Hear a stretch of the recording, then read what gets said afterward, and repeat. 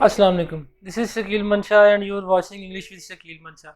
We're talking about types of sentences और हम बात कर रहे थे sentences में जो फंक्शन की बुनियाद पर हमने डिवीजन की हुई है हम उनकी बात कर रहे थे and we have discussed simple, negative and interrogative so far.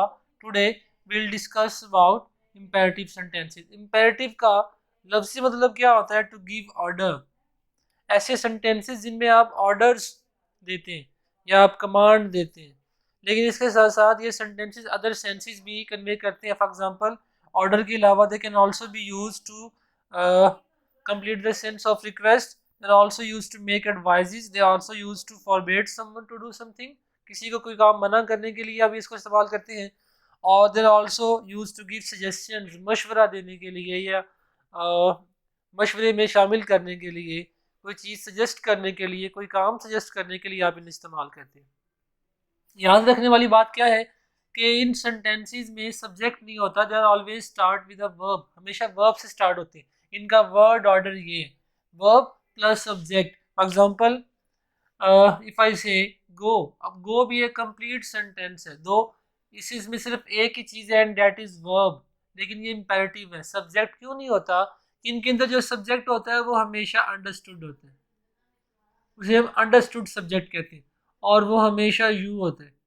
Grammar की बुक्स में जब हम ऐसे सब्जेक्ट को रिप्रेजेंट करते हैं तो हमेशा हम उसे पेरेंथेसाइज करते हैं, ब्रैकेट्स में लिखते हैं.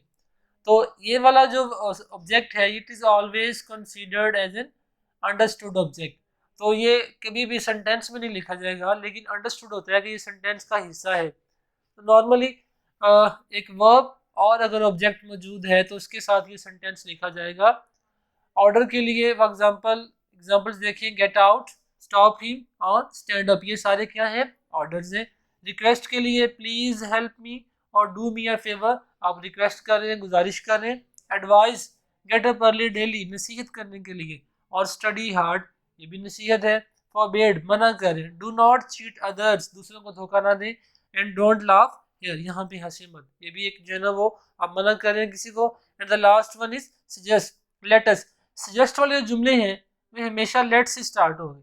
अब यहाँ पे we must make one thing clear.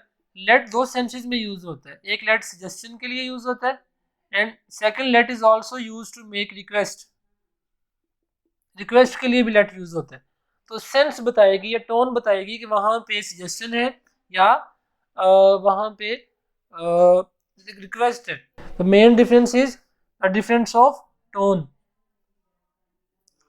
Tone बताएगी, लहजा बताएगा कि वहाँ पे रिक्वेस्ट है या वहाँ पे सजेशन है. बहरहाल let us play cricket, suggestion, let's go there, suggestion. लेकिन अगर मैं ऐसे कहूँ लेट मी गो होम, अब इसके अंदर सजेशन नहीं है, इसके अंदर एक रिक्वेस्ट है कि मुझे घर जाने दें.